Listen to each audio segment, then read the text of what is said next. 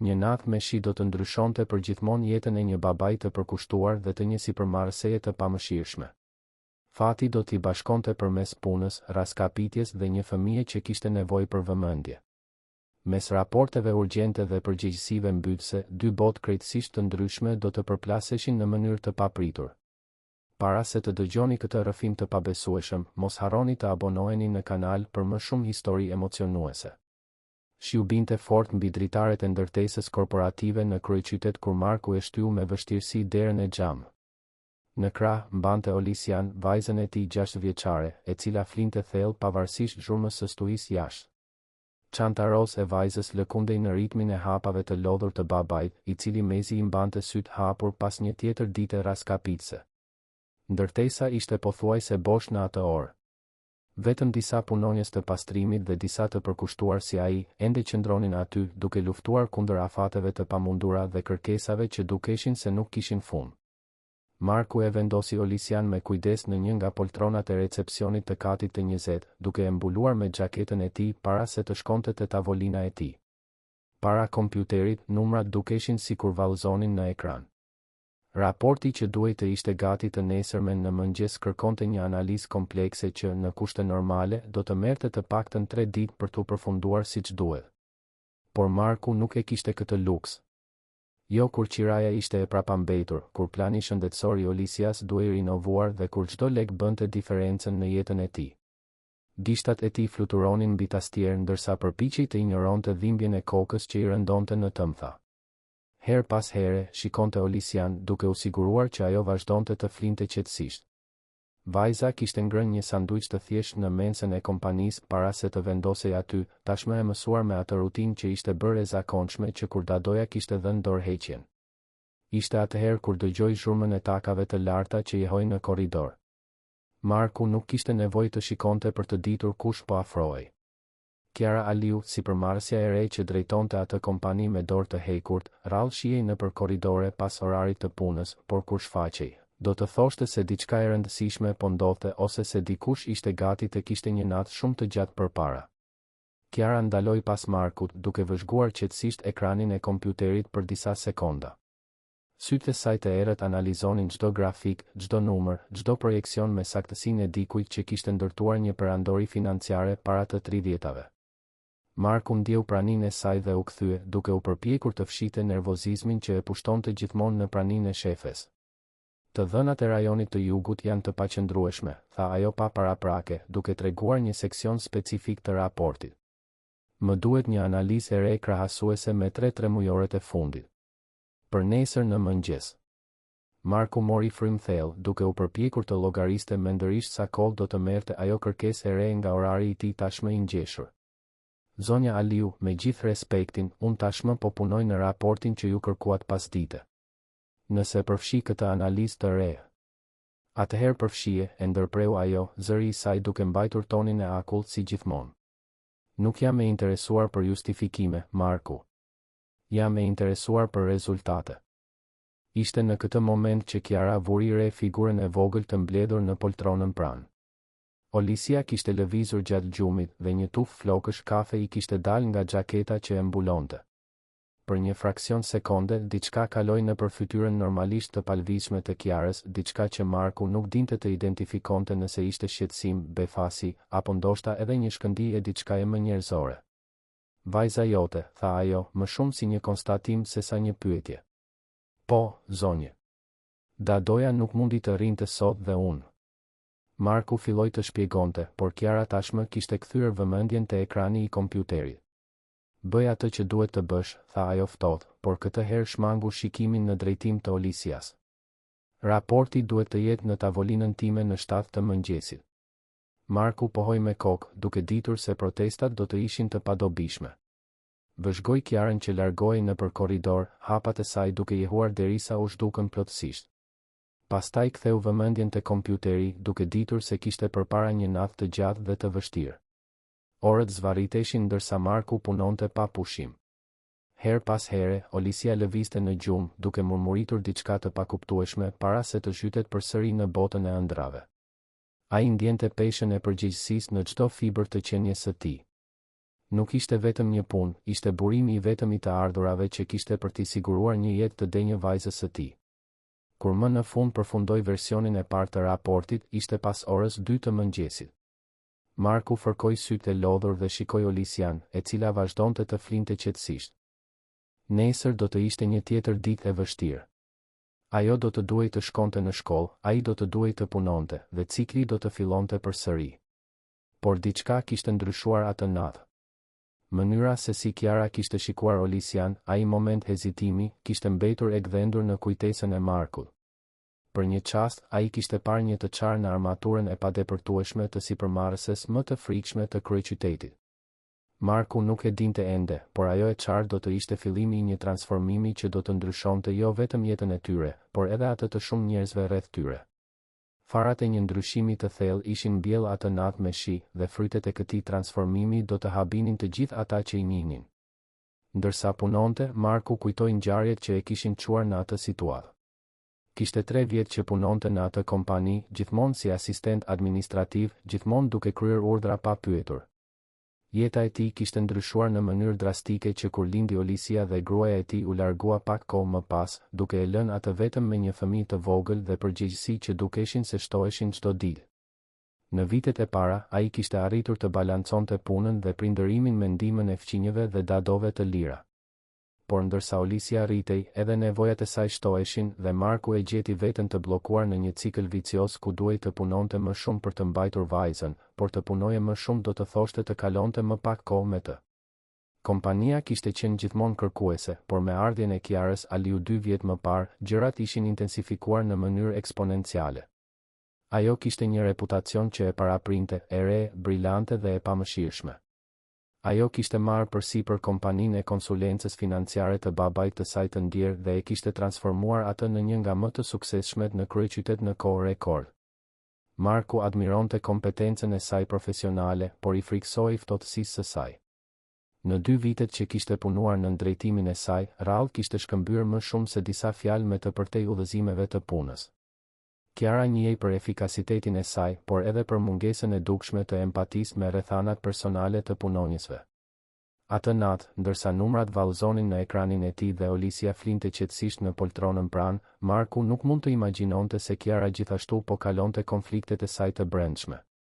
Për të, kompania ishte gjithçka, identiteti I saj, qëllimi I saj, vërtetimi I saj.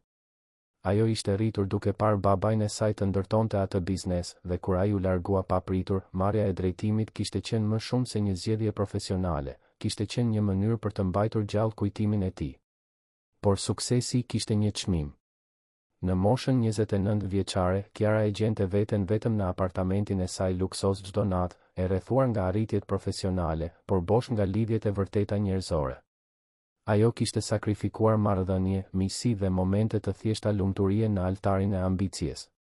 Të shije Markun duke punuar deri vonë me një fëmijë të përgjumur pranë tij kishte zgjuar diçka që ajo mendonte se e kishte shtypur përgjithmonë, kujtimin se si ishte të ishe I pambrojtur, se si ishte të kishe nevojë për dikë.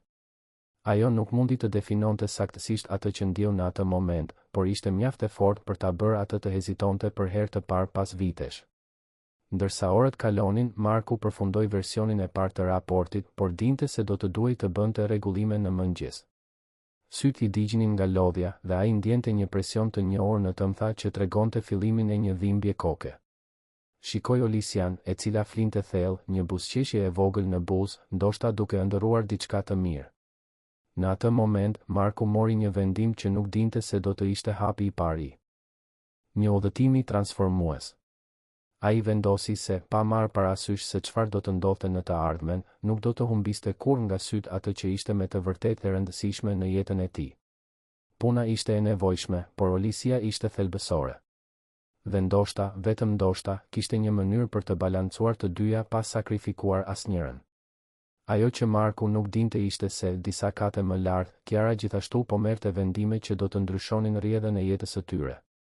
E ulur në zyrën e saj, ajo shikonte nga dritarja qytetin e përgjumur dhe pyeste veten kur kishte qenë hera e fundit që kishte folur me të vërtetë me dikë për diçka tjetër përveç punës. Kur kishte qenë hera e fundit që dikush kishte pasur nevojë për të si person, jo si shefe. Imazhi i Olisias që flinte vazhdonte t'i kthehej në mendje dhe me të një ndjenjë e çuditshme që ajo nuk mund ta emërtonte. Ishte sikur diçka brenda saj po zgjohej pas vitesh letargjie, diçka që ajo e kishte varrosur nën tabelat dhe takimet, por që tani insistonte të bëhej e vënë re. Atë natë me shi do të shënonte fundin e një epoke për të dy, megjithse asnjëri prej tyre nuk e dinte ende. Ndryshimet do të vinin gradualisht, si valë që fillojnë të vogla në oqean dhe rriten derisa bëhen tsunami që transformojnë plotësisht peizazhin bregdetar. Dhe në qendër të këtij transformimi do të ishin dy njerëz që dukeshin se nuk kishin asgjë të përbashkët, por që do të zbulonin se ndanin nevojën më themelore njerëzore nga të gjitha, nevojën për të qenë pjesë, për të qenë i parë, për të qenë i dashur. Javët në vijim krijuan një model që Marku e njihte shumë mirë. Të zgjohesh herët, të përgatisësh Olisian për shkollë, të punosh pa pushim dhe të kthehesh në shtëpi vonë natën, vetëm për të përsëritur gjithçka ditën tjetër. Dallimi tani ishte se Kiara kishte filluar ta vinte re praninë e tij në një mënyrë tjetër, dhe kjo nuk ishte domosdoshmërisht diçka e mirë. Marku, më duhen raportet e divizionit ndërkombëtar deri në mesditë, tha Kiara të nesërmen në mëngjes, duke u shfaqur pranë tavolinës së tij si një stuj e papritur. Dhe gjithashtu dua një analizë të plotë të performancës së produkteve të reja në tregun aziatik. Marku e shikoi duke u përpjekur të përpunonte madhësinë e asaj që po kërkoi. Zonja Aliu, janë 2 raporte të gjata. Normalisht kjo do të merrte. Nuk më interesojnë procedurat normale, e ndërpreu ajo. Më duhen këto informacione për takimin me investitorët pasdite. A mund t'i bësh apo duhet të gjej dikë tjetër? Kërcënimi i fshehur qëndronte në ajër si një re e errët. Marku pohoi me kokë, duke ditur se nuk kishte zgjidhje. Vëzhgoi Kiarën që largohej, duke vënë re se si ajo kishte shmangur shikimin në qoshen e dhomës ku Olisia kishte kaluar natën e mëparshme, duke fjetur ndërsa ai punonte. Gjatë orëve në vijim, Marku u humb në tabela, grafik dhe të dhëna që dukeshin se nuk kishin fund. Kolegët e tij të punës filluan të vinin re për kushtimin e tij obsesiv, disa me admirim, të tjerë me shqetësim. Viktori, kolegu nga tavolina ngjitur, ju afrua gjatë pushimit të drekës. Burr, nuk je mirë, tha Viktori, duke vëzhguar rrathët e thellë të errët që shënonin fytyrën e Markut. Kur ishte hera e fundit që ke fjetur një natë të plotë? Marku qeshi hidhur, pa i hequr syt nga ekrani. Gjumi është luks, Viktor. Kam fatura për të paguar. Të gjithë kanë, por kjo nuk do të thotë se duhet të vrasësh veten duke punuar, u përgjigj Viktori. Kiara po të ngarkon shumë kohët e fundit. Të gjithë po e vënë re. Ishte e vërtetë. Ditët e fundit, Kiara i kishte drejtuar një sasi jo proporcionale detyrash Markut. Projekte që normalisht do të shpërndaheshin mes gjithë ekipit arrinin ekskluzivisht në tavolinën e tij, gjithmonë me afate të pamundura dhe kërkesa që dukeshin se shtoheshin çdo ditë. Ajo që Marku nuk dinte ishte se Kiara po luftonte kundër diçkaje që ajo vetë nuk mund ta kuptonte. Që nga ajo natë kur kishte parë Olisian duke fjetur në poltron, diçka kishte lëvizur brenda saj, diçka që ajo përpiqej dëshpërimisht ta shtypte. Sa herë që kishte nevojë për një punë të rëndësishme, instinktivisht kërkonte Markun, sikur të donte të kishte një justifikim për të kontrolluar nëse vajza ishte mirë.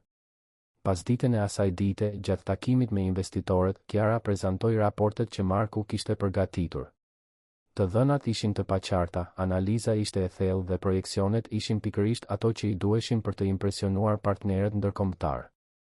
Për një çast, ndërsa fliste për numrat, ajo pyeti veten kur kishte filluar të besonte kaq shumë në punën e një asistenti të thjesht administrativ. Punë e shkëlqyer, Kiara, tha një nga investitorët në fund të prezantimit. Të dhënat tregojnë një rritje të qëndrueshme dhe projeksionet janë shumë optimiste. Kush e përgatiti këtë analizë? Kiara hezitoi për një fraksion sekonde. Ekipi im, u përgjigj diplomatikisht. Kemi profesionistë shumë kompetent. Por ndërsa investitorët dilnin nga salla, Kiara mbeti pas, duke menduar për burrin që kishte punuar gjithë natën për ta bërë atë takim një sukses. Marku, të cilin ajo mezi e njihte përtej për kushtimit të tij të palëkundur dhe vajzës së vogël që ndonjëherë e shoqëronte në zyrë. Kur u kthye në katin ku Marku punonte, Kiara e gjeti ende të përkulur mbi kompjuter. Ai po punonte në një tjetër projekt, gjithmonë duke parashikuar kërkesat e ardhshme. Olisia ishte ulur në dysheme pranë tavolinës së tij, duke vizatuar në një fletore të vjetër ndërsa hante një sanduiç të thjeshtë. Babi, a mund të shkoj në banjë? Pyeti vajza, duke shikuar Markun me sy të mëdhenj dhe shprehës. Sigurisht, e dashur. A të kujtohet kush? U përgjigj Marku, duke ndërprer punën e tij për herë të parë pas orësh. Po. Është aty në korridor, tha Olisia, duke kërcyer me gëzim. Kiara vëzhgoi ndërveprimin nga larg, duke vënë re butësinë në zërin e Markut dhe si sytë e tij zbuteshin kur shikonte vajzën. Ishte një anë e tij që ajo nuk i kishte kushtuar kur vëmendje më parë, shumë ndryshe nga profesionisti efikas dhe pak i tensionuar që ajo njihte. Kur Olisia kaloi pranë saj në korridor, vajza ndaloi dhe buzëqeshi me ndrojtje. Përshëndetje, zonjë, tha me pafajësinë tipike të një fëmije 6 vjeçar. Përshëndetje, u përgjigj Kiara, e befasuar nga qasja direkte e vajzës. Ti e Olisia, apo jo? Po. Dhe ti je shefja e babit tim, u përgjigj Olisia natyrshëm. Ai thot se ti je shumë e rëndësishme. Kiara mbeti pa përgjigje për një moment. Nuk ishte mësuar të ndërvepronte me fëmijë dhe sinqeriteti i Olisias e çarmatosi plotësisht. Ai flet për mua. Ndonjëherë, tha Olisia, duke lëvizur nga njëra këmbë në tjetrën. Ai thot se ti punon shumë, ashtu si ai. Por unë mendoj se të gjithë duhet të luajnë pak gjithashtu. Thjeshtësia e asaj vëzhgimi e goditi Kiarën në një mënyrë që ajo nuk e priste. Një fëmijë 6 vjeçar kishte përmbledhur një të vërtetë që ajo e kishte harruar prej kohësh, se jeta nuk duhej të ishte vetëm për punë. Është një vëzhgim interesant, arriti të thoshte Kiara, duke u përpjekur të ruante qetësinë. Ti ke fëmijë? Pyeti Olisia me kuriozitetin natyror të fëmijëve. Jo, u përgjigj Kiara, duke u ndjerë çuditërisht e pambrojtur para asaj pyetjeje të thjeshtë. Ah, sa keq. Ti dukesh e mirë, tha Olisia para se të vazhdonte rrugën e saj për në banjë. Kiara qëndroi në korridor për disa minuta pasi Olisia u zhduk nga pamja. Fjalët e vajzës i jehonin në mendje, ti dukesh e mirë. Kur ishte hera e fundit që dikush e kishte përshkruar kështu? Kur ishte hera e fundit që dikush e kishte parë si diçka tjetër përveç një shefeje kërkuese ose një sipërmarrëseje të pamëshirshme? Duke u kthyer në zyrën e saj, Kiara u përpoq të përqendrohej në emailet që grumbulloheshin në kutinë e saj hyrëse. Por sytë e saj devijonin vazhdimisht drejt dritares që kishte pamje nga kati i Markut. Ajo mund ta shihte atë duke punuar, Olisia tani duke fjetur në një karrige pranë tij, e mbuluar me xhaketën e babait. Për herë të parë pas vitesh, Kiara vuri në dyshim veprimet e saj. A ishte e nevojshme të mbingarkonte Markun në këtë mënyrë? A ishte e drejtë të kërkonte që ai të punonte deri vonë kur kishte një fëmijë të vogël për të kujdesur? Këto pyetje e shqetësonin sepse ajo nuk ishte shqetësuar kurrë për jetën personale të punonisëve të saj më parë. Por diçka kishte ndryshuar. Dhe ky ndryshim e friksonte më shumë se sa donte ta pranonte. Gjatë ditëve që pasuan, Marku vuri re një ndryshim të hollë, por domethënës në sjelljen e Kiarës. Ajo ishte ende kërkuese, ende mbante standardet e saj të larta, por kishte momente kur ajo dukej se hezitonte para se t'i jepte një detyrë të re, sikur po peshonte diçka në mendjen e saj. Një mëngjes, Viktori komentoi për këto vëzhgime gjatë pushimit të kafes. A e ke vënë re që Kiara ka qenë ndryshe kohët e fundit? Ndryshe si? Pyeti Marku, megjithse ai vetë kishte vënë re disa ndryshime. Nuk di si ta shpjegoj. Më pak intensive, ndoshta? Dje ajo e pyeti Anjezën nëse fëmijët e saj ishin mirë kur mori vesh se njëra prej tyre kishte temperaturë. Kiara nuk pyet kurrë për familjen. Marku reflektoi për këtë. Ishte e vërtetë që kishte vënë re momente të vogla humaniteti që dilnin nga fasada profesionale e Kiarës. Një faleminderit këtu dhe aty, një pyetje e rastësishme se si ishte ai, gjeste të vogla që më parë ishin inekzistente. Ajo që Marku nuk dinte ishte se Kiara po luftonte kundër një transformimi të brendshëm që ajo nuk e kuptonte plotësisht. Çdo natë, kur kthehej në apartamentin e saj bosh, ajo e gjente veten duke menduar për skenën që kishte dëshmuar, një baba të përkushtuar duke punuar pa pushim ndërsa kujdesej për vajzën e tij të vogël. Ishte një imazh sakrifice dhe dashurie që kontrastonte në mënyrë drastike me jetën e saj të vetmuar dhe të fokusuar vetëm në punë. Kiara ishte rritur në një mjedis ku emocionet shiheshin si dobësi dhe marrëdhëniet personale si shpërqendrime. Babai i saj, megjithse i dashur, kishte qenë një punëtor i madh që besonte se suksesi profesional ishte e vetmja mënyrë e vlefshme për të demonstruar vlerën. Ajo e kishte internalizuar këtë filozofi dhe kishte ndërtuar të gjithë identitetin e saj rreth saj. Por të shihte Markun dhe Olisian kishte mbjell një farë dyshimi që rritej çdo ditë. A kishte humbur diçka të rëndësishme në kërkimin e saj për sukses? A ishte izolimi emocional që kishte kultivuar me të vërtetë i nevojshëm për të qenë një lider efektive? Këto mendime e shqetësonin sepse sfidonin gjithçka që ajo kishte besuar për veten dhe për atë që do të thoshte të ishe i suksesshëm. Dhe sa më shumë përpiqej t'i shtypte, aq më shumë ato vazhdonin, veçanërisht në momentet e qeta kur ajo ishte vetëm. Një pasdite, duke kaluar pranë katit ku Marku punonte, Kiara e pa atë duke ndihmuar Olisian me detyrat e shtëpisë në tavolinën pranë kompjuterit. Vajza po përpiqej të zgjidhte një problem matematike dhe Marku shpjegonte me durim, duke përdorur objekte të vogla nga zyra për ta bërë mësimin më vizual dhe të kuptueshëm. Atëherë, nëse unë kam 5 lapsa dhe I jap 2 shoqësime, sa mbeten? Pyeti Marku, duke rregulluar lapsat në tavolinë. 3. U përgjigj Olisia me gëzim. Matematika është e lehtë kur ti shpjegon, babi. Ti je shumë e zgjuar, princesha ime. Më e zgjuar se babi. Kiara vëzhgoi këtë ndërveprim nga larg, duke ndjerë diçka që nuk mund ta identifikonte. Ishte admirim për durimin e Markut? Nostalgji për diçka që ajo nuk e kishte përjetuar kurrë? Apo ndoshta ishte zili për lidhjen e pastër dhe të pakushtëzuar që ajo po dëshmonte?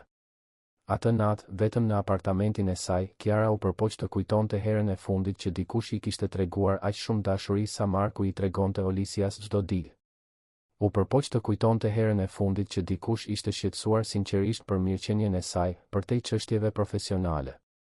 Përgjigjja që gjeti e shqetësoi thellësisht, nuk mundej të kujtoj. Marrëdhëniet e saj romantike kishin qenë gjithmonë sipërfaqësore, të bazuara në lehtësi reciproke ose interes profesional. Miqtë e saj të pakt ishin, në të vërtetë, kontakte biznesi. Edhe marrëdhënia e saj me familjen ishte bërë formale dhe e largët pas largimit të babait.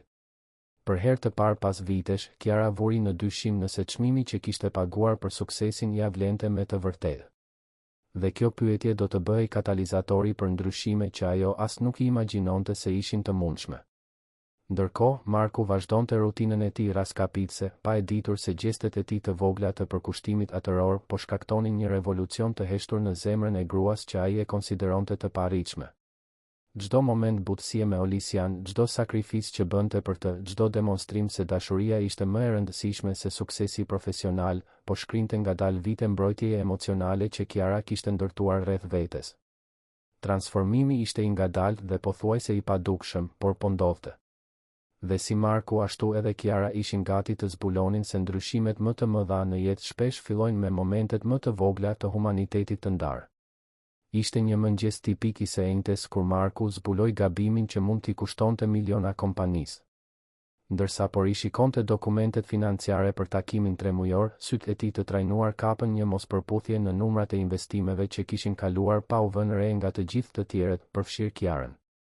Kontrata me kompaninë e teknologjisë aziatike përmbante një klauzol konvertimi valutor që ishte llogaritur gabimisht.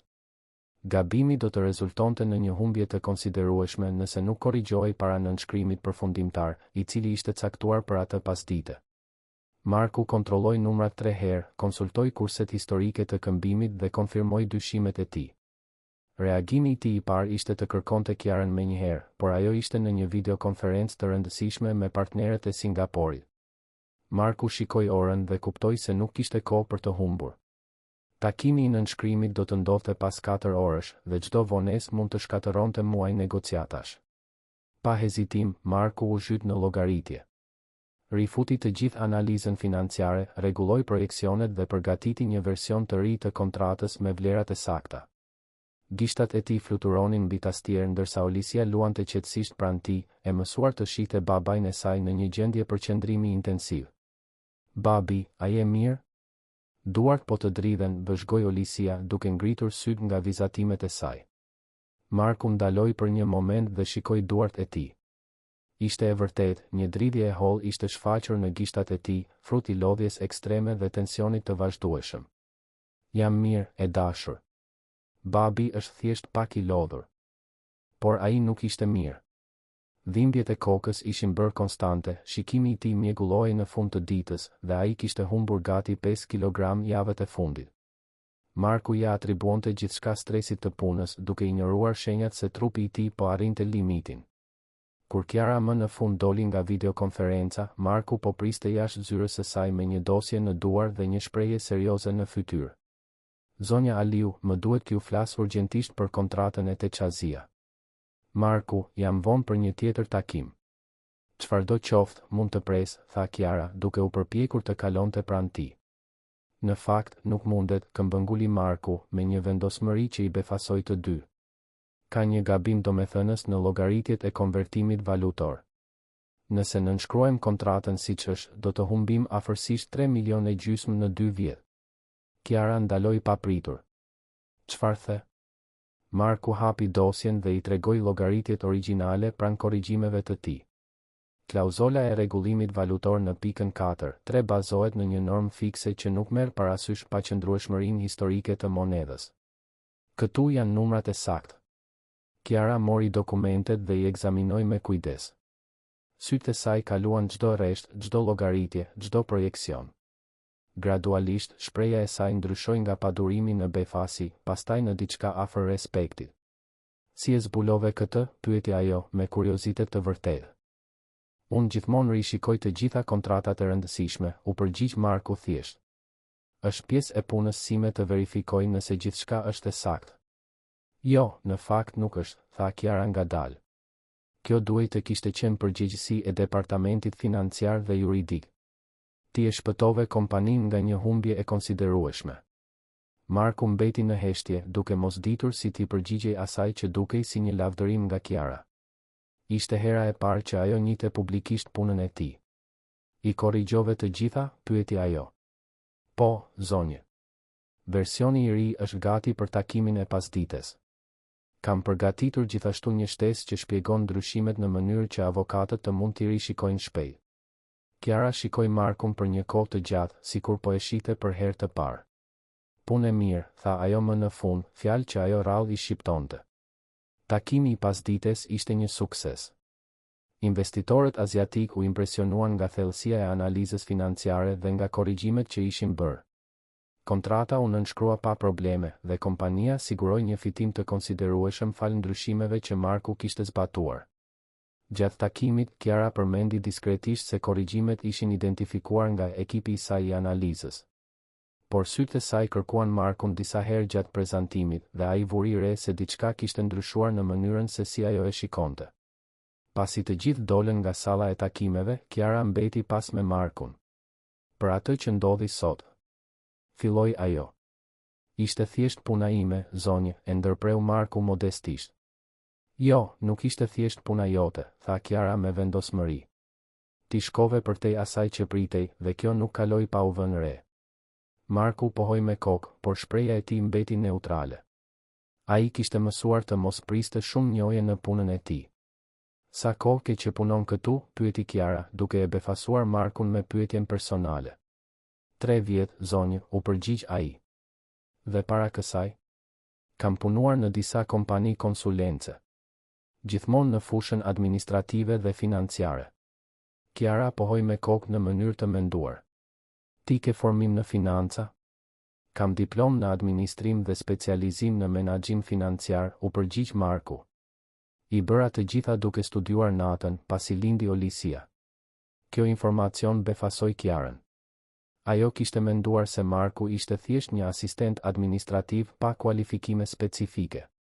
Zbulimi se ai kishte arsim të lartë dhe kishte studiuar ndërsa rriste një vajzë vetëm, ndryshoi plotësisht perceptimin e saj për të.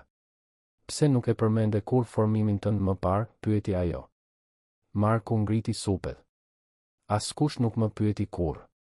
Dhe për të qenë I sinqert, më duhej vetëm një punë që të më lejonte të kujdesesha për Olisian. Nuk po mendoja për karrierë në atë kohë. Dhe tani? Ende nuk mendon për karrierë? Marku hezitoi. Unë nuk e di. Nuk kam pasur kur mundësinë të mendoj për këtë seriozisht. Kiara pohoi me kokë, duke përpunuar këtë informacion. Për herë të parë, ajo po shihte Markun jo vetëm si një punonjës efikas, por si një person me potencial të pashfrytëzuar. por ndërsa bisedonin, Marku u desh të mbështetej diskretisht në tavolinë. Një marramendje e papritur e goditi dhe ai ndiu një shije metalike në gojë. U përpoq të maskonte, por Kiara e vuri re. "A je mirë?" pyeti ajo. "Po, thjesht pak i lodhur," gënjeu Marku. Kiara e vëzhgoi me kujdes. Rrafët e errët ishin më të thellë, fytyra ishte më e hollë dhe kishte një zbehje që ajo nuk e kishte vënë re më parë. Kur ishte hera e fundit që more pushim? Marku mendoi për një moment. Unë nuk më kujtohet saktësisht.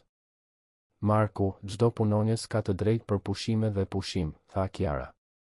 E di, por gjërat kanë qenë shumë të ngjeshura dhe nuk doja të vonoja projektet.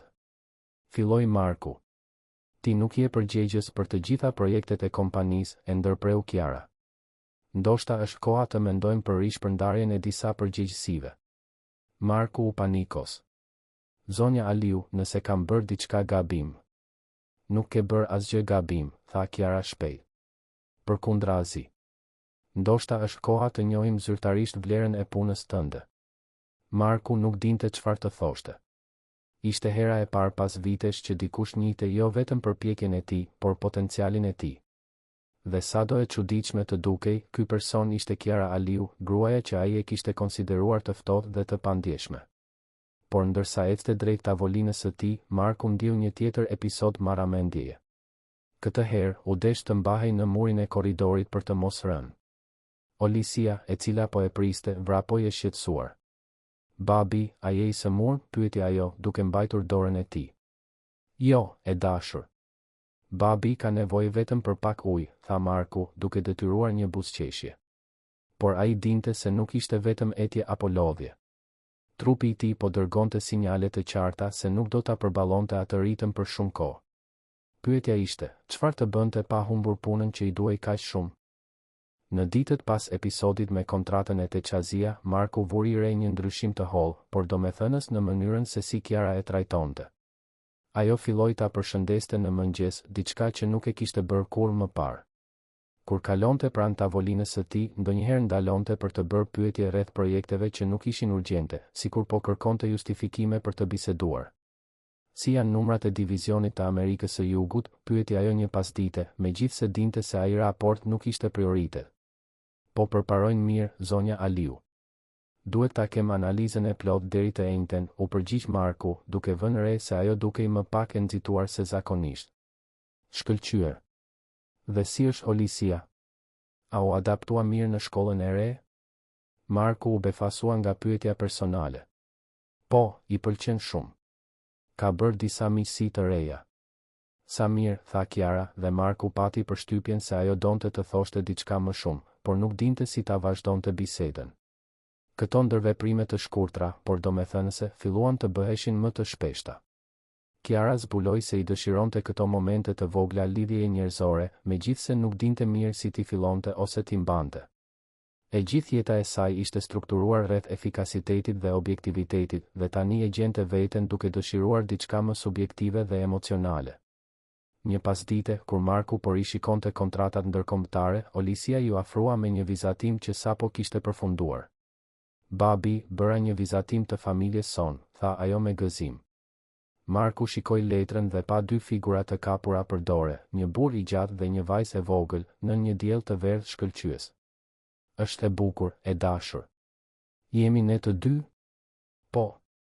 Ti dhe unë jemi një familje e lumtur," tha Olisia, duke përqafuar babain. Kiara, e cila po kalonte nëpër korridor në atë moment, dëgjoi bisedën dhe ndaloi pavullnetshëm. Përmes derës gjysmë të hapur, mundi të shihte skenën, Marku duke përqafuar Olisian me butësi të pafund, të dy duke buzëqeshur ndërsa admironin vizatimin.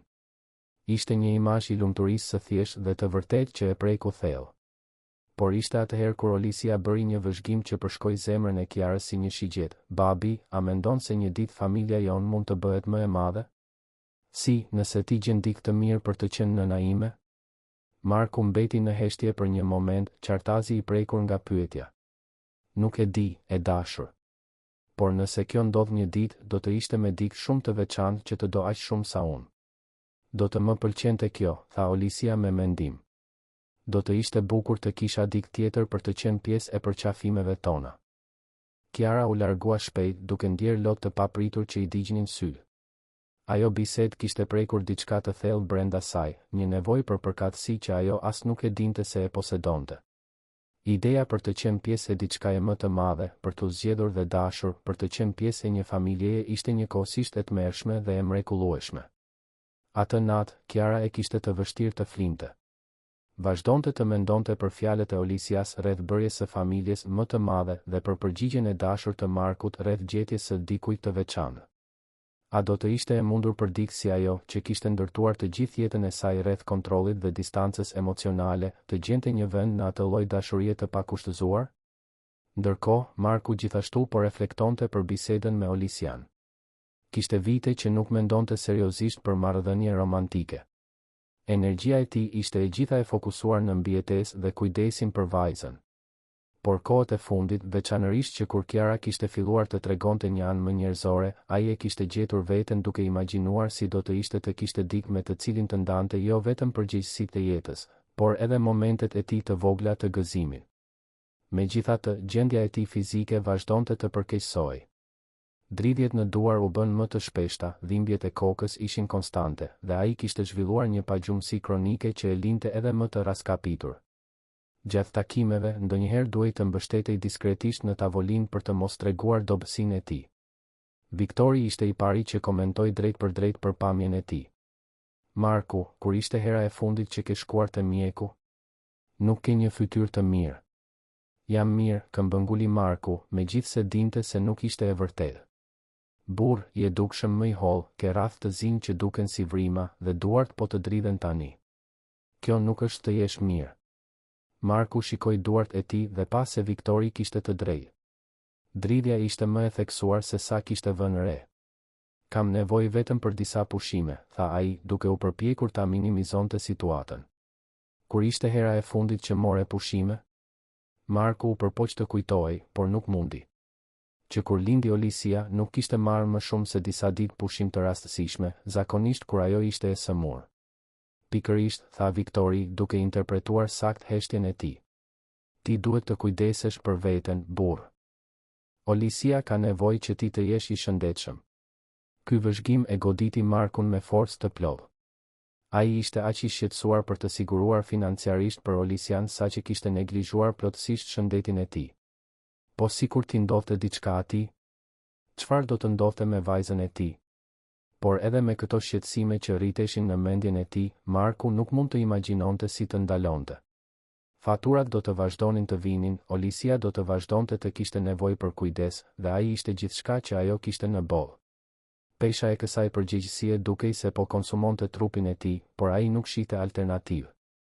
Ajo që ai nuk dinte ishte se dikush po vëzhgonte përkeqësimin e tij me shqetësim në rritje, dhe se ky person ishte gati të merrte masa që do të ndryshonin gjithçka për të dy. Momenti vendimtar erdhi një të premte, kur Kiara u shfaq në tavolinën e Markut me një tjetër kërkesë urgjente.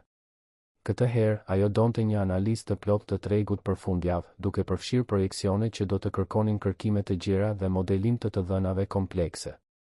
Marku, më duhet që ti të përgatisësh një raport të detajuar mbi tendencat e konsumit në tregun brazilian për të hënën në mëngjes, tha Kiara, duke vendosur një grumbull dokumentesh mbi tavolinën e tij. Të dhënat duhet të përfshin analizën demografike, sjelljen e blerjes dhe projekcionet për 5 vitet e ardhshme. Marku shikoi dokumentet, pastaj Olisian, e cila ishte ulur pranë tij duke rregulluar lapsat e saj me ngjyra. Ishte e premte pasdite dhe ai kishte premtuar vajzës së tij se do të kalonin fundjavën së bashku. Kishte javë që nuk kishte mbajtur një premtim të tillë.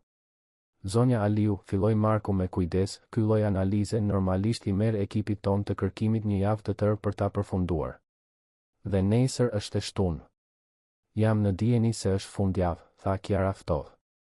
Por kemi një takim të rëndësishëm të hënën dhe na duhen këto të dhëna.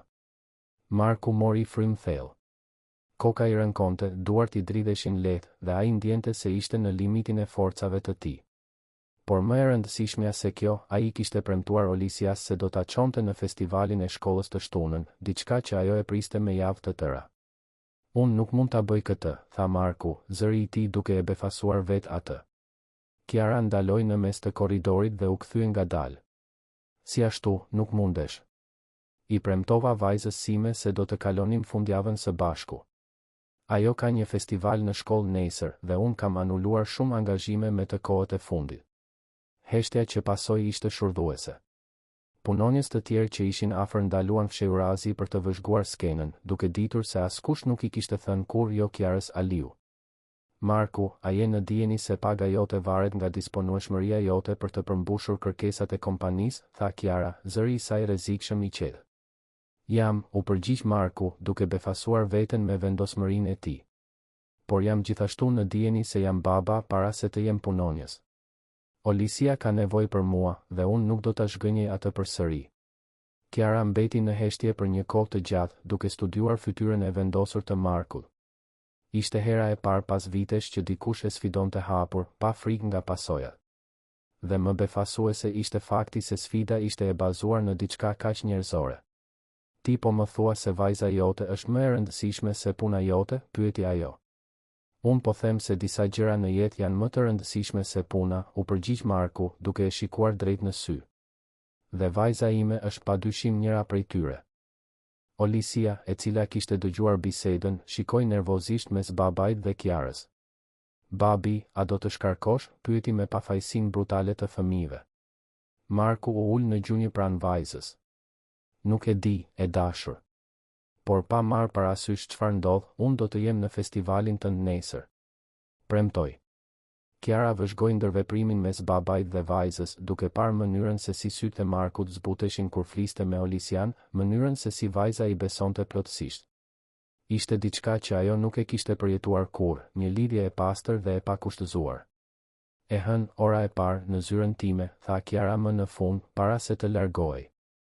Marku qëndroi aty duke ditur se ndoshta sapo kishte humbur punën. Por kur shikoi buzëqeshjen rrezatuese të Olisias, dinte se kishte marrë vendimin e duhur. Fundjava ishte një nga më të mirat që Marku dhe Olisia kishin kaluar së bashku prej muajsh. Në festivalin e shkollës, ajo prezantoi një shfaqje mbi kafshët e pyllit dhe Marku ishte në rreshtin e parë, duke duartrokitur dhe buzëqeshur krenar. Për disa orë, ai arriti të harronte plotësisht punën dhe të përqendrohej vetëm në të qenit baba.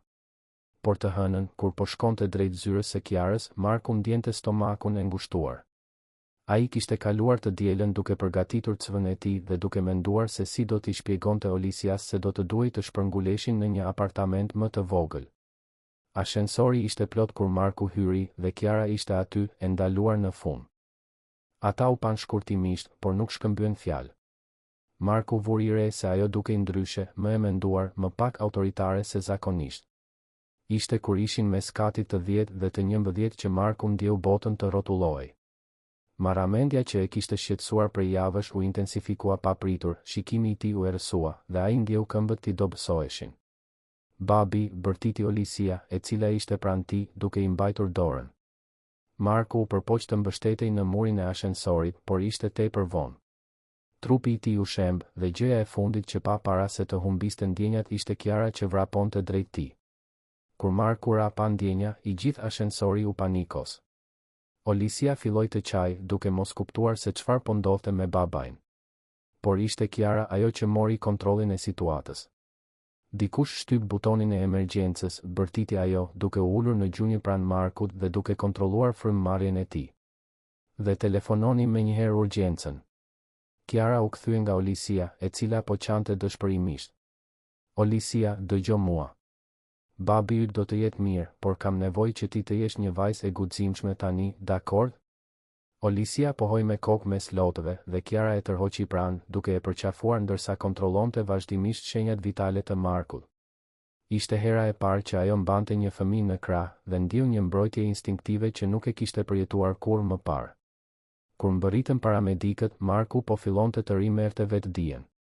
Ishte I hutuar dhe I çorientuar, por shqetësimi I tij I parë ishte për Olisian. Vajza ime, ku është vajza ime? Murmuriti ai. Jam këtu, babi, tha Olisia, ende e përqafuar me Kiarën. Zonja Kiara u kujdes për mua. Marku shikoi Kiarën me befasi dhe mirënjohje. Ajo kishte flokët e çrregullt, kostumin e rrudhosur dhe kishte lop të maskuar keq në sytë e saj. Faleminderit, arriti të thoshte Marku. Mos fol tani, tha Kiara butësisht. Mjekët do të kujdesen për ty. Rrugës për në spital, Kiara këmbënguli t'i shoqëronte. E ulur në ambulancë, duke mbajtur dorën e Olisias ndërsa paramedikët ekzaminonin Markun, ajo kuptoi diçka që e tronditi thellësisht. Për herë të parë në jetën e saj, ajo nuk po mendonte për punë, për numra, për fitime apo për takime. Ajo po mendonte vetëm për dy persona që, në një mënyrë misterioze, ishin bërë të rëndësishëm për të. Dhe kjo realizim e friksoi aq sa e çliroi. Marku kishte rënë pa ndjenja nga raskapitja ekstreme, por guximi I tij për të thënë jo kishte mbjell një farë ndryshimi në zemrën e Kiarës që do të rritej në mënyra që asnjëri prej tyre nuk mund t'i imagjinonte. Në spital, ndërsa prisnin në sallën e pritjes, Kiara mbante Olisian në preher për herë të parë që nga ashensori. Vajza kishte pushuar së qari, por ishte ende dukshëm e friksuar dhe e mbërthyer pas bluzës së Kiarës si të ishte një dëras shpëtimi. Zonja, a mendoni se babi im do të jetë mirë? Pyeti Olisia me zë të vogël dhe të dridhur. Kiara shikoi ato sy të mëdhenj dhe besim plot, duke ndjer peshën e përgjegjësisë për të qetësuar një fëmijë që sapo kishte parë babain e saj të binte pa ndjenja. Babi yt është shumë I fortë, Olisia. Mjekët do të kujdesen mirë për të. Ai ka punuar shumë. Ndonjëherë e shoh duke qarë kur mendon se unë po fle, rrëfeu Olisia me pafajësi. Ai mendon se unë nuk e di, por unë e di që ai është I trishtuar. Kjo zbulim e goditi Kiarën si një grusht në stomak. Imazhi I burrit të fortë dhe të përkushtuar që ajo e njihte duke qarë vetëm, ndoshta nga raskapitja dhe shqetësimi, ndërsa përpiqej të mbronte vajzën e tij nga ankthet e tij, ishte shkatërues. Ajo kuptoi se kishte kontribuar drejt për drejt në atë vuajtje të heshtur. Pse është I trishtuar? Pyeti Kiara butësisht, megjithse I friksohej përgjigjes. Sepse ai shqetësohet për gjithçka. Për mua, për punë, për para. Unë gjithmonë I them se nuk ka pse të shqetësohet, se jemi të lumtur vetëm ne të dy, por ai vazhdon të jetë I trishtuar ndonjëherë. Kiara ndjeu lot të digjinin në sytë e saj. Urtësia e pafajshme e Olisias ishte njëkohësisht prekse dhe shkatëruese. Një fëmijë 6 vjeçar po përpiqej të ngushëllonte një baba që po vriste veten duke punuar për t'i dhënë asaj një jetë më të mirë, dhe ajo as nuk e kuptonte sa heroike ishte sakrifica e tij. Olisia, tha Kiara me kujdes, a do të doje që gjërat të ishin ndryshe? Që babi yt të mos kishte nevojë të punonte aq shumë? Vajza mendoi për një moment. Do të doja që ai të buzëqeshte më shumë. Dhe që të mund të vinte në festivalet e mia të shkollës. Dhe që të mos ishte aq I lodhur. Por nuk më intereson nëse kemi pak para. Unë thjesht dua që ai të jetë I lumtur. Në atë moment, Kiara mori një vendim që do të ndryshonte rrjedhën e të gjitha jetëve të tyre. Ajo nuk dinte saktësisht si ende, por ishte e vendosur të bënte që Marku dhe Olisia të kishin jetën që meritonin, një jetë ku babai nuk do të kishte nevojë të zgjidhte me sigurimit të ardhurave dhe të qenit I pranishëm. Kur mjeku më në fund I thiri për t'i dhënë lajme për Markun, Kiara ishte pranë Olisias, duke I mbajtur dorën e vogël si të ishin një familje e vërtetë. Zotëria është stabil, tha Ador Pjetër Sallaku. Është një rast I qartë I raskapitjes ekstreme fizike dhe mendore. Trupi I tij ka funksionuar në limit prej muajsh. Ka nevojë për pushim absolut për të paktën 2 javë. A do të jetë mirë? Pyeti Kiara, duke befasuar mjekun me intensitetin e shqetësimit të saj. Me pushim të mjaftueshëm, po. Por duhet të bëjë ndryshime domethënëse në stilin e tij të jetës, ose kjo mund të ndodhë përsëri, ndoshta me pasoja më serioze. Kiara pohoi me kokë, tashmë duke formuluar plane në mendjen e saj. Pasi u sigurua që Marku ishte I qetë dhe Olisia ishte e sigurt, ajo bëri disa telefonata që do të demonstronin shkallën e vendosmërisë së saj për të ndryshuar gjërat. Së pari, telefonoi asistentin e saj personal, Aaron, dua që ti të gjesh suitën private më të mirë të disponueshme në këtë spital dhe të transferosh menjëherë zotërin Marku. Të gjitha kostot duhet të mbulohen nga kompania. Pastaj telefonoi Viktorin, më duhet që ti të marrësh përsipër të gjitha detyrat e Markut për 15 ditët e ardhshme. Rish përndajini sipas nevojës nëpër ekip. Më në fund, bëri telefonatën më të vështirë, në departamentin e burimeve njerëzore. Dua që të rishikoni plotësisht strukturën tonë të pozicioneve. Kemi një problem mbi ngarkese që duhet zgjidhur menjëherë. Kur u kthye në dhomën ku Marku po pushonte, gjeti Olisian ulur pranë shtratit, duke I treguar një histori babait për një princeshë të guximshme që shpëtoi një mbretëri të tërë. Marku dëgjonte me një buzëqeshje të dobët, por të vërtetë. Kiara, tha Olisia kur e pa të hynte. Po I tregoja babit për princeshën që më kujtove kur më ndihmove në ashensor. Unë të kujtova një princesh, pyeti Kiara, e befasuar. Po. Sepse ti ishe e guximshme dhe u kujdese për mua kur unë kisha frikë. Ashtu si princesha e historisë që kujdeset për të gjithë në mbretëri. Marku shikoi Kiarën me një shprehje mirënjohjeje të thellë. Faleminderit, tha ai thjesht. Për gjithçka. Mos falemindero ende, u përgjigj Kiara duke tërhequr një karrige për të qenë më afër shtratit. Kemi shumë për të folur kur të jesh më mirë. Për punën? Unë premtoj se mundem. Jo për punë, e ndërpreu Kiara butësisht. Për si do të sigurohemi që kjo të mos ndodh më kurrë. Marku e shikoi hutuar, por Kiara thjesht buzëqeshi, një buzëqeshje e vërtet që transformoi plotësisht fytyrën e saj normalisht serioze. Atë natë, pasi organizoi kujdesin për Olisian dhe u sigurua që Marku ishte I qetë, Kiara u kthye në apartamentin e saj me mendjen plot plane.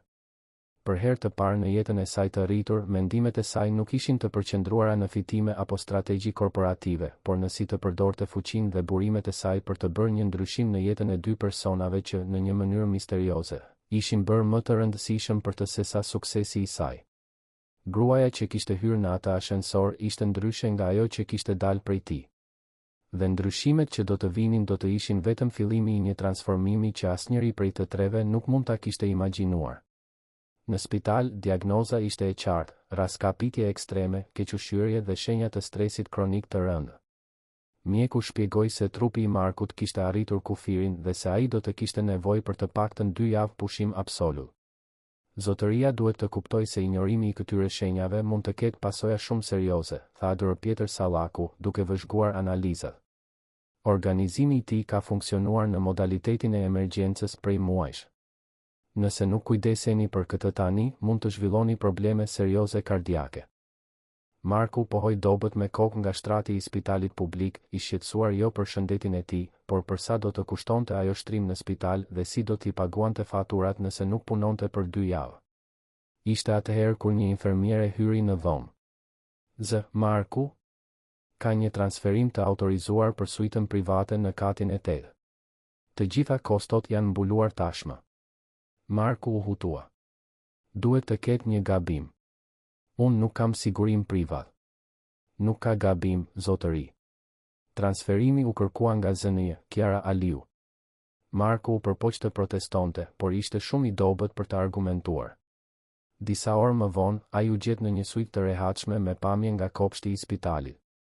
Olisia ishte ulur pranë tij, duke vizatuar në një fletore të re që dikush ja kishte sjellë. Zonja Kiara tha se ti do të bëhesh mirë, tha Olisia, duke I treguar vizatimin babait. Ajo më dha këtë fletore dhe tha se mund të vizatoj ty duke u bërë përsëri I fortë. Kur fole me Kiarën, pyeti Marku, I befasuar. Sot në mëngjes. Ajo erdhi këtu shumë herët dhe më solli mëngjesin. Dhe gjithashtu një kukull të re, tha Olisia, duke treguar një kukull elegante që ishte mbi poltron. Ajo tha se çdo vajzë e guximshme meriton një dhuratë. Marku mbeti në heshtje duke përpunuar këtë informacion. Kiara kishte qenë aty? Duke u kujdesur për Olisian? Ishte diçka që ai thjesht nuk mund ta imagjinonte. 3 ditë më vonë, kur Marku tashmë po ndihej më mirë, Kiara u shfaq në derën e suitës. Ishte ndryshe nga zakonisht, duke veshur rroba të rastësishme në vend të kostumeve të saj të rrepta dhe mbante një qese letre. Kam sjell disa gjëra për Olisian, tha ajo me ndrojtje, sikur nuk dinte mirë si të vepronte në atë situatë. Kiara, bërtiti Olisia me gëzim, duke vrapuar për ta përqafuar. Ti erdhe të shohësh babin tim. Erdha, tha Kiara, duke I kthyer përqafimin në mënyrë të ngathët, por të sinqertë. Si je, Marku? Më mirë. Dhe shumë mirënjohës, u përgjigj Marku. Kiara, për kostot e spitalit. Nuk është shqetësimi yt, e ndërpreu ajo. Është minimumi që kompania mund të bëjë për një punonjës që është përkushtuar kaq shumë. Marku e studioi me kujdes. Kishte diçka ndryshe tek ajo, një butësi që ai nuk e kishte parë kurrë më parë. Punonjës? Mendova se isha shkarkuar. Kiara mbeti në heshtje për një moment, duke vëzhguar Olisian që luante me kukullën e re. Në fakt, erdha këtu për t'ju ofruar një pozicion të ri. Si ashtu. Drejtor i analizës financiare. Paga 3 herë më e lartë se aktualja, orar fleksibël, asistencë mjekësore e plot për ty dhe Olisian, dhe një përfitim që e zbatova këtë javë, çerdhe korporative. Marku mbeti gojë hapur. Unë nuk kuptoj. Pse? Kiara u ul në karrigen pranë shtratit. Sepse ditët e fundit kam menduar shumë për bisedën tonë të premten. Ti kishe të drejtë. Disa gjëra janë më të rëndësishme se puna. Dhe kjo të bëri të ndryshosh mendje për të më shkarkuar?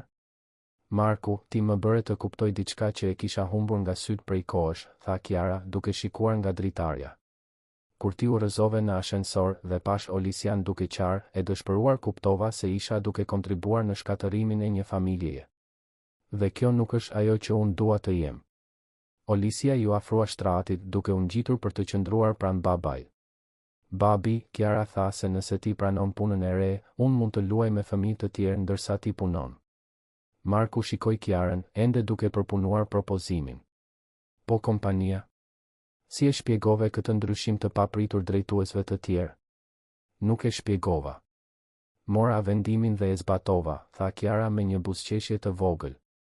Zbulova se të jesh pronare e kompanisë ka avantazhet e veta. Por pse e bën gjithë këtë? Për mua? Kiara hezitoi, sikur po luftonte me fjalët. Sepse ti më tregove se çfarë do të thotë të kesh parime. Kur thejo të premten, ishte hera e parë pas vitesh që dikush vendosi diçka mbi frikën e moskënaqësisë time. Dhe ti po mbroje diçka vërtet të rëndësishme. Marku mbeti në heshtje, duke vëzhguar Kiarën që luante shpërqendrueshëm me flokët e Olisias. Ishte një skenë surreale, por në një farë mënyre dukej natyrale. Ka edhe ndryshime të tjera, vazhdoi Kiara. Kam zbatuar një politik orari maksimal pune, kam punësuar më shumë punonjës për të shpërndarë më mirë kërkesat, dhe po krijoj një program balancimi mes jetës personale dhe profesionale. Kjo duhet të shkaktoj rezistencë në kompani, vëzhgoi Marku. Disa nuk janë të lumtur, pranoi Kiara. Por zbulova se nuk më intereson aq shumë mendimi i tyre. Më intereson më shumë të bëj gjën e duhur. Olisia, e cila kishte dëgjuar bisedën, papritmas pyeti, Kiara, a do të darkosh me ne sot? Kiara u befasua nga pyetja. Unë mirë, ju jeni në spital. Ata kanë një restorant këtu poshtë, tha Olisia me entuziazëm. Dhe babi tashmë mund të ecë. Mjeku tha. Marku shikoi Kiarën duke parë pasigurinë në sytë e saj. Ti nuk ke pse të ndihesh e detyruar. Do të doja, tha Kiara shpejt, pastaj u skuq lehtë. Nëse nuk është bezdisëse. Darka në restorantin e spitalit ishte një përvojë zbuluese për të gjithë. Kiara, e cila ishte mësuar me darka biznesi të tensionuara dhe biseda mbi objektiva tremujor, e gjeti veten duke qeshur me historik që Olisia tregonte për shkollën dhe duke u befasuar me lehtësinë e bisedës me Markun. Ti ke vëllezër apo motra? Pyeti Olisia Kiarën ndërsa hante ëmbëlsirën. Jo. Jam fëmijë i vetëm, u përgjigj Kiara. Ah. Atëherë duhet të rish vetëm në shtëpi. Kjo është e trishtueshme, tha Olisia me sinqeritetin brutal të fëmijëve. Kiara mbeti në heshtje për një moment. Ishte e vërtetë. Apartamenti i saj luksos kishte qenë gjithmonë një strehë e qetë, një vend ku ajo mund të punonte në paqe. Por në atë moment, për herë të parë, ajo pranoi se qetësia jo gjithmonë nënkuptonte paqe. Ndonjëherë është pak e vetmuar, pranoi ajo. Ti mund të darkosh me ne më shpesh, sugjeroi Olisia me gëzim. Ne gjithmonë kemi vend për një person më shumë.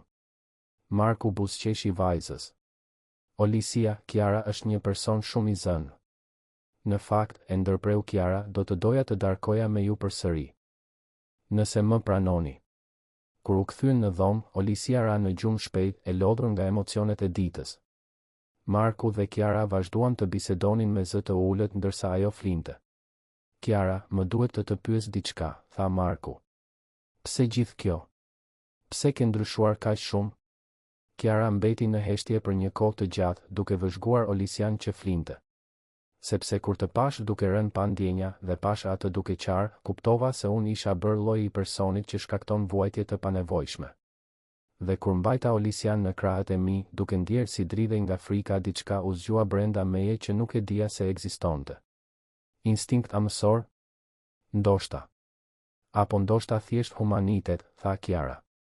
Kam kaluar kaq shumë kohë e fokusuar në numra dhe rezultate sa që harrova se pas çdo punonjësi ka një jetë reale, me njerëz real që varen prej tij.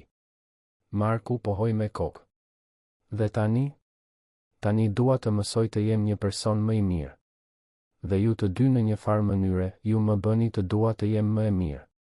Atë natë, kur Kiara më në fund shkoi në shtëpi, apartamenti i saj dukej më i qetë se kurrë. Por për herë të parë, kjo qetësi nuk solli paqe. Solli kuptimin se jeta e saj, sado e suksesshme profesionalisht, ishte bosh nga diçka thelbësore. Dhe ky kuptim shënoi fillimin e një udhëtimi që do të ndryshonte jo vetëm marrëdhënien e saj me Markun dhe Olisian, por marrëdhënien e saj me veten. Marku pranoi pozicionin e drejtorit të analizës financiare një javë pasi doli nga spitali. Përshtypja e tij e parë kur mbërriti në zyrën e re ishte e pabesueshme. Një dhomë e gjerë me pamje nga qyteti, një tavolinë ekzekutive dhe, më e rëndësishmja, një hapësirë e rezervuar ku Olisia mund të qëndronte kur ishte e nevojshme. A të pëlqeu? Pyeti Kiara, duke u shfaqur në derë me 2 kafe në duar. Është më shumë se sa kisha imagjinuar ndonjëherë, pranoi Marku, ende duke eksploruar hapësirën. Faleminderit për gjithçka. Ti e meriton, tha ajo thjesht, duke i dorëzuar kafen. Në fakt, çerdhja po funksionon në mënyrë perfekte. Olisia tashmë ka bërë miqësi me vajzat e Viktorit dhe Anjezës nga kontabiliteti. Në ditët e para, Marku u adaptua shpejt me përgjegjësitë e reja. Zbuloi se drejtimi i një ekipi i vinte natyrshëm dhe kolegët e tij të vjetër ishin të hapur ndaj ngritjes së tij në detyrë, duke ditur se ishte e merituar. Por jo gjithçka ishte e qetë në kompani. Thashë themet filluan të qarkullonin nëpër korridore si zjarr i egër. Dëgjova se ka diçka mes Kiarës dhe Markut, i përshpëriti Roza nga departamenti i burimeve njerëzore anës nga recepcioni. Si tjetër mund të shpjegohet një ngritje kaq e papritur në detyrë? Dhe a e pe si e shikon atë në takime, shtoi Ana. Krejt ndryshe nga si i trajton drejtuesit e tjerë. Ndoshta është shantazh, sugjeroi një mbikëqyrës shitjesh gjatë drekës. Ai duhet të ketë ndonjë informacion komprometues për të. Thashë themet arritën në veshët e Markut përmes Viktorit, i cili ju afrua atij një ditë pas një takimi. Burr, më duhet të paralajmëroj për diçka, tha Viktori me hezitim. Njerëzit po flasin për ty dhe Kiarën. Çfarë lloj komentesh? Pyeti Marku, megjithse ai tashmë mund ta imagjinonte. Përfshirje romantike, shantazh, favorizim e di si është. Marku pshertiu. Dhe çfarë mendon ti? Unë? Mendoj se ti e shpëtove kompaninë nga humbja e miliona, punove si i çmendur për vite dhe më në fund more njohjen që meritove, tha Viktori me vendosmëri. Por jo të gjithë e shohin në këtë mënyrë. Kjo bisedë e shqetësoi Markun më shumë se sa priste. Jo sepse dyshonte në kualifikimet e tij, por sepse nuk donte që thashë themet të ndikonin Kiarën ose të dëmtonin reputacionin e saj në kompani. Atë pasdite, Marku u përball me Kiarën në zyrën e saj. Duhet të flasim për thashë themet që po qarkullojnë. Kiara ngriti syt nga dokumentet që po i shikonte. Çfarë thashë themesh? Për ne. Për arsyen e ngritjes sime në detyrë. Kiara mbeti në heshtje për një moment, pastaj pshertiu. Dhe çfarë thon? Përfshirje romantike. Shantazh. Favorizim. E zakonshmja. Dhe kjo të shqetëson? Marku hezitoi. Më shqetëson që mund të jenë duke vënë në dyshim integritetin tënd për shkak të një vendimi që ishte thjesht profesional. Kiara e studioi me kujdes. Kjo është ajo që mendon ti? Që ishte thjesht profesional? Pyetja e kapi Markun të papërgatitur. Ditët e fundit, ai kishte vënë re momente kur Kiara e shikonte në një mënyrë tjetër, momente kur bisedat e tyre zgjateshin përtej asaj që ishte e nevojshme, momente kur ajo gjente justifikime për të kaluar pranë zyrës së tij. Unë nuk e di, pranoi ai sinqerisht. As unë, tha Kiara butësisht. Por e di që më intereson shumë pak se çfarë mendojnë. Më intereson vetëm çfarë mendon ti. Para se Marku të mund të përgjigjej, telefoni i tij ra. Ishte shkolla e Olisias. Marku? Ka një problem. Olisia nuk është këtu. Si ashtu, nuk është aty, pyeti Marku, duke ndjer panikun t'i pushtonte gjoksin. Një grua erdhi për ta marrë 2 orë më parë. Tha se ishte afërme e ngushtë dhe se ju kishit autorizuar. Ajo kishte dokumente. Marku e la telefonin të binte. Këmbët ju dobësuan dhe u desh të mbështetej në tavolinë. Olisia dikush mori Olisian. Kiara menjëherë mori kontrollin e situatës. Telefonoi shefin e saj të sigurisë, aktivizoi të gjitha kontaktet që kishte në polici dhe mobilizoi një ekip hetimi privat brenda pak minutash. Mos u panikos, tha ajo, duke mbajtur supet e Markut. Do ta gjejmë. Orët në vijim ishin më të gjatat në jetën e Markut. Policia zbuloi se gruaja që kishte marrë Olisian ishte identifikuar si Fiona, kushërirë e largët e nënës së Olisias. Ajo kishte paraqitur dokumente të falsifikuara, por bindëse sa për të mashtruar shkollën. Gjetëm adresën e saj, tha detektivi privat që Kiara kishte punësuar. Është një grua pa precedent penal. Duket se sinqerisht beson se po shpëton fëmijën. Marku dhe Kiara vrapuan drejt adresës së treguar. Gjatë rrugës, Marku ishte në panik të plot, duke imagjinuar skenaret më të këqij. Kiara voziste në heshtje, por dora e saj gjeti të tijën dhe e shtrëngoi fort. Do ta sjellim në shtëpi, tha ajo me vendosmëri. Gjetën Olisian në një apartament të vogël në periferi të qytetit. Fiona, një grua rreth të 40-tave me sy të lodhur, po përpiqej të binte vajzën të hante kur policia trokiti në derë. Unë nuk bëra asgjë gabim, bërtiti Fiona kur pan Olisian duke vrapuar në krahët e babait. Ky fëmijë po neglizhoi. E pash duke fjetur në zyrë, pash si babai e tërhiqte kudo. Ajo ka nevojë për kujdes të duhur. Babi, çau Olisia, duke u kapur pas Markut sikur nuk do ta lëshonte kurrë. I thash asaj se ti je një baba i mirë, por ajo nuk më besoi. Marku përqafoi vajzën fort, duke ndjer lot lehtësimi që i rridhnin në fytyrë. Gjithçka është mirë, e dashur. Babi është këtu. Kiara vëzhgoi skenën, duke ndjer një përzierje lehtësimi dhe zemërimi. Kur policët morën Fionën për dëshmi, ajo ju afrua Markut dhe Olisias. Si je? Pyeti ajo butësisht Olisian. Kisha frikë, pranoi vajza. Por e dija që ti dhe babi do të më gjenin. Besimi absolut i Olisias e preku thellë Kiarën. Vajza e shihte atë si pjesë të rrjetit të saj të mbrojtjes, si familje. Por kriza nuk kishte mbaruar. Ditët në vijim, shërbimet sociale filluan një hetim mbi kushtet e jetesës së Olisias. Fiona kishte paraqitur një ankesë zyrtare, duke pretenduar neglizhencë, dhe tani Marku duhej të provonte se ishte një baba i përshtatshëm. Nuk mund të jetë serioze, tha Marku avokatit që Kiara kishte punësuar për të. Ajo rrëmbeu vajzën time. Fatkeqësisht, pretendimet e saj ngritën disa pyetje që duhet të përgjigjen, shpjegoi avokati. Fakti që Olisia kalon net në zyrë, shtrimi në spital nga raskapitja, ata duhet të verifikojnë nëse ti po i siguron një mjedis stabil. Marku ra në dëshpërim. Mundësia për të humbur Olisian ishte më e tmerrshme se çdo gjë që kishte përballuar ndonjëherë. Ishte Kiara ajo që qëndroi pranë tij gjatë gjithë procesit. Ajo dëshmoi për ndryshimet në kompani, për pozicionin e ri të Markut dhe për angazhimin e tij si baba. Kur u pyet për marrëdhënien e saj me ta, ajo u përgjigj me sinqeritet brutal. Marku është një punonjës shembullor dhe një baba i përkushtuar. Olisia është një fëmijë e lumtur dhe e kujdesur mirë. Dhe të dy janë bërë të rëndësishëm për mua në një mënyrë që nuk e prisja. Në çfarë mënyre, zonja Aliu? Pyeti punonjësja sociale. Kiara shikoi Markun, i cili ishte ulur i tensionuar pranë saj. Në të gjitha mënyrat që kanë rëndësi, tha ajo thjesht. Pas 3 javësh hetimi, shërbimet sociale arritën në përfundimin se nuk kishte prova neglizhence. Olisia do të qëndronte me Markun, por ata do të kishin monitorim për 6 muaj për të garantuar stabilitetin. Atë natë, në apartamentin e Markut, ata më në fund mundën të merrnin frymë. Olisia flinte qetë në dhomën e saj dhe Marku dhe Kiara ishin ulur në divanin e dhomës së ndenjes, të raskapitur, por të lehtësuar. Mendova se do ta humbisja, tha Marku, zëri i tij i dridhur. Nëse ti nuk do të kishe mobilizuar gjithë atë ndihmë. Mos mendo për këtë, tha Kiara, duke i prekur dorën. E rëndësishme është që ajo është e sigurt. Marku e shikoi, duke parë jo vetëm si përmarrësen e suksesshme, por gruan që kishte luftuar krah për krah me të për sigurinë e vajzës së tij. Pse e bëre gjithë këtë? Pse rrezikove reputacionin tënd, shpenzove kaq shumë para, u përfshive kaq shumë? Kiara mbeti në heshtje për një kohë të gjatë, duke zgjedhur me kujdes fjalët e saj. Sepse kur pash Olisian në atë apartament duke vrapuar drejt teje, kuptova se ajo nuk ishte vetëm vajza jote. Ishte vajza jon. Dhe ti nuk ishe vetëm punonisi im. Ti ishe. Ishe çfarë? Pyeti Marku butësisht.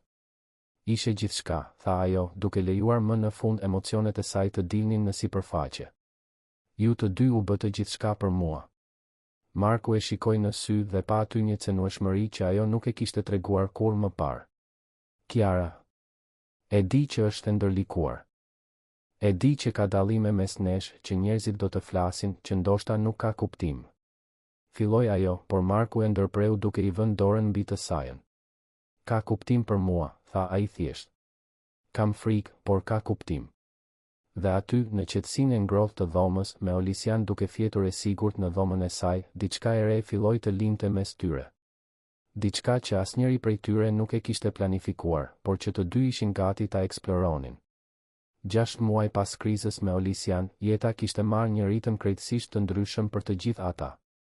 Marku po lulëzonte në pozicionin e tij të ri, duke zbatuar inovacione që rritën efikasitetin e kompanisë me 20%. Kiara kishte transformuar jo vetëm politikat korporative, por edhe qasjen e saj të leadershipit, duke u bërë e njohur në kryeqytet si një SEO vizionare që i jepte përparësi mirëqenies së punonjësve të saj. Por ndryshimi më domethënës po ndodhte në nivel personal.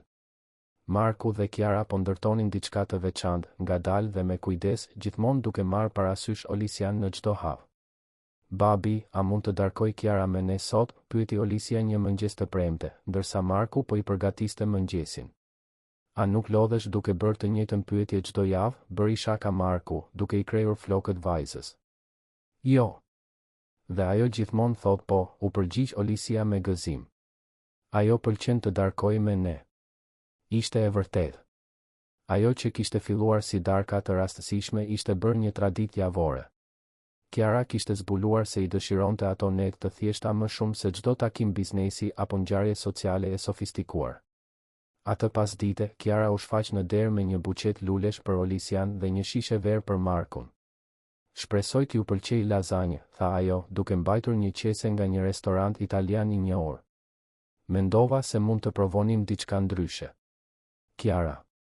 Më ke sjell lule, bërtiti Olisia, duke vrapuar për ta përqafuar. Sigurisht. Çdo princesh meriton lule, tha Kiara, duke i kthyer përqafimin e ngrohtë. Marku vëzhgoi ndërveprimin me një buzëqeshje. Muajt e fundit, ai kishte parë Kiarën të transformohej para syve të tij. Gruaja e ftohtë dhe llogaritse kishte lënë vendin një personi të ngrohtë, qesharak dhe çuditërisht amësor me Olisian. Gjatë darkës, Olisia tregoi me entuziazëm për shfaqjen e shkollës në të cilën do të merrte pjesë. Do të jem një flutur. Dhe më duhen krah të mëdhenj dhe shumë ngjyrësh. Çfarë rastësie, tha Kiara me një buzëqeshje misterioze. Ndodh që njon një rrobaqepse që bën krahët më të bukur të fluturave në qytet. Seriozisht, pyeti Olisia, syt duke i shkëlqyer. Kiara, ti nuk ke nevojë. Filloi Marku. Dua ta bëj këtë, e ndërpreu ajo. Olisia meriton krahët më të bukur nga të gjithë. Pas darkës, kur Olisia po luante në dhomën e ndenjes, Marku dhe Kiara lanë pjatat së bashku në kuzhinë. Ishte në këto momente shtëpiake që Marku ndjente se sa natyrore ishte gjithçka, sikur ata të kishin qenë gjithmonë një familje. Marku, tha Kiara butësisht, a mund të kërkoj diçka? Sigurisht. Ti dhe Olisia a do të dëshironi të darkonit në apartamentin tim nesër? Ka diçka që do të doja t'ju tregoja. Marku e shikoi me kuriozitet. Çfarë lloj gjëje? Është një surprizë, tha ajo, duke u skuqur lehtë. Por mendoj se do t'ju pëlqej. Të shtunën në vijim, kur Marku dhe Olisia mbërritën në apartamentin e Kiarës, u pritën me një darkë të përgatitur me kujdes dhe nervozizëm të dukshëm nga mikpritësia. A je mirë? Pyeti Marku, duke vënë re se Kiara duke e shqetësuar. Jam. Thjesht nervoze, pranoi ajo. Pas darkës, dua t'ju tregoj diçka. Olisia, e pavetëdijshme për tensionin, ishte e magjepsur nga apartamenti luksoz. Kiara, shtëpia jote është si një kështjell, tha ajo, duke eksploruar dhomën e gjerë. Pas darkës, Kiara i udhëhoqi ata nëpër një korridor që Marku nuk e kishte parë kur më parë. Ajo ndaloi para një dere të mbyllur dhe mori frym thellë. Para se të hap këtë derë, duhet të shpjegoj diçka, tha ajo, duke shikuar kryesisht Markun. Muajt e fundit, ju të dy u bëtë pjesa më e rëndësishme e jetës sime. Dhe unë mirë, ndoshta unë nxitoj, por doja t'ju tregoja sa shumë vleni për mua. Me këtë, ajo hapi derën. Marku mbeti gojë hapur. Ajo që më parë ishte një zyrë shtëpie ishte transformuar në një dhomë fëmijësh mahnitse.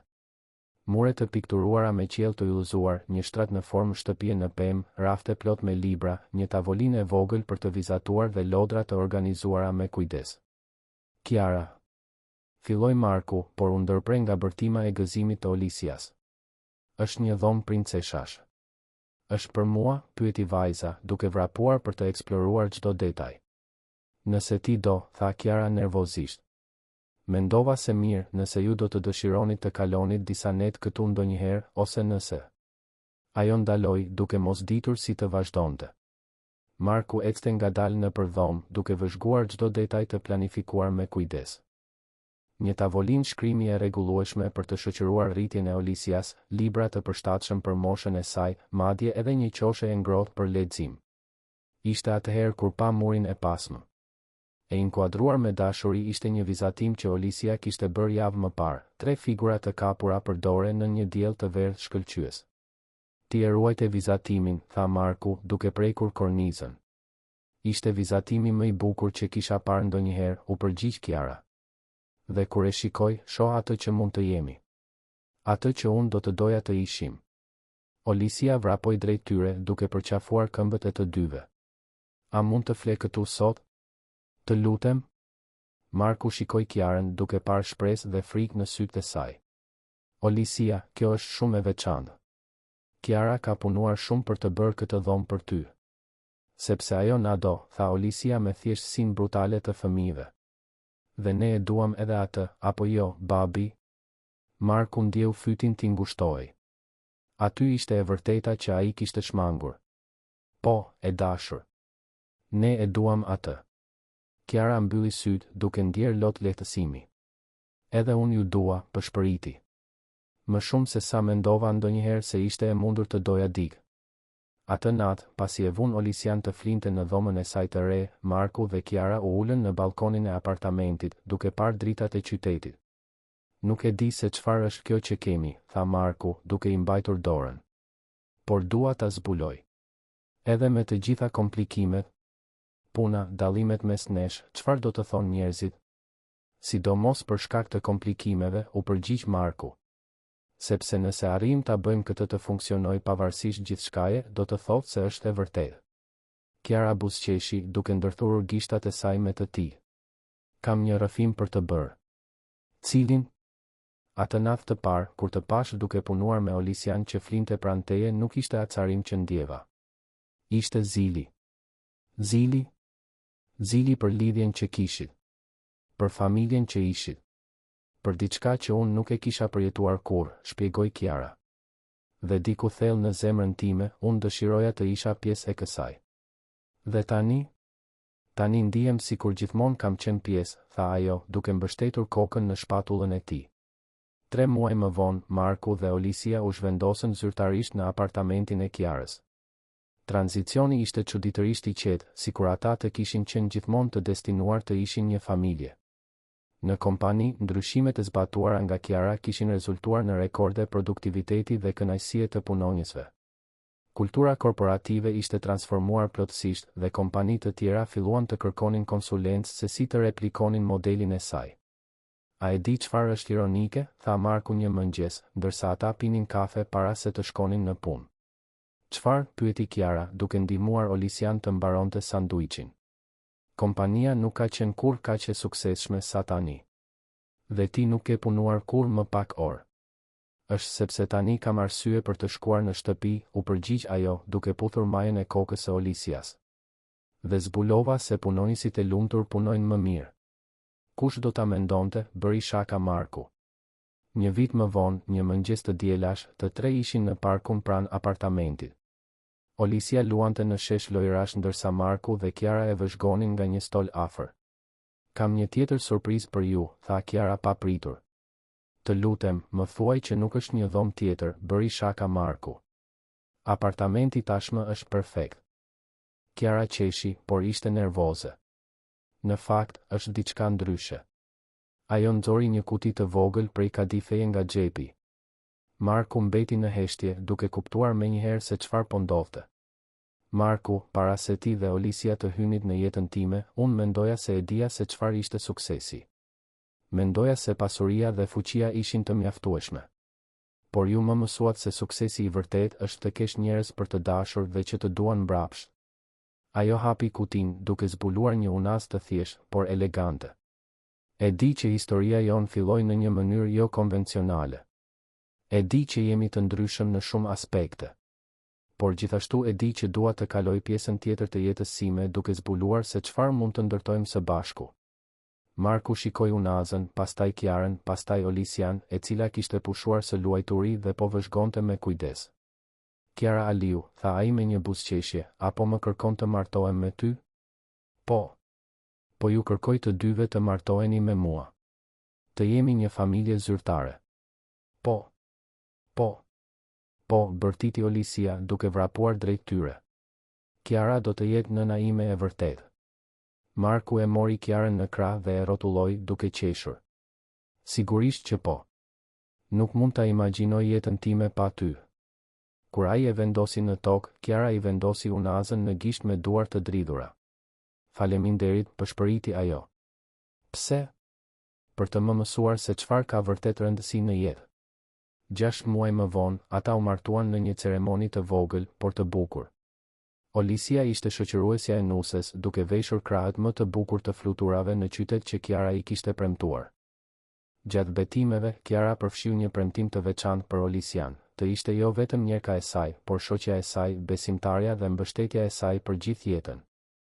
Në kompani, lajmi i martesës u prit me befasi fillestare, por gradualisht me pranim dhe madje me admirim. Historia se si një asistent administrativ i përkushtuar dhe një sajau kërkuese gjetën dashurinë ishte bërë legjend nëpër korridoret e kompanisë. Dhe një natë, 2 vjet pas martesës, kur të tre po darkonin në kuzhinën e apartamentit që tani padyshim u përkiste të gjithë atyre, Olisia bëri një vëzhgim që përmblodhi në mënyrë perfekte udhëtimin e tyre. Kiara, a të kujtohet kur the se të gjithë duhet të luajnë pak? Më kujtohet, tha Kiara, duke buzëqeshur vajzës që tani e quante zyrtarisht vajzë. Mirë, tani ti luan me ne çdo ditë. Dhe kjo të bën shumë më të bukur. Marku dhe Kiara u pan mbi tavolinë, duke ditur se Olisia kishte kapur një të vërtetë të thellë. Ata kishin gjetur jo vetëm dashurinë, por edhe balancën, lumturinë dhe kuptimin që asnjëri prej tyre nuk e dinte se po kërkonte. Dhe aty, në dritat e buta të kuzhinës, me Olisian duke llomotitur me gëzim për planet për ditën tjetër, ata dinin se kishin ndërtuar diçka më të vlefshme se çdo perandori financiare, një familje e bazuar në dashuri, respekt dhe në kuptimin se ndonjëherë gjërat më të mira në jetë vijnë kur i presim më pak, duke transformuar jo vetëm të tashmen ton, por duke ridefinuar plotësisht të ardhmen ton. Fundi i historisë.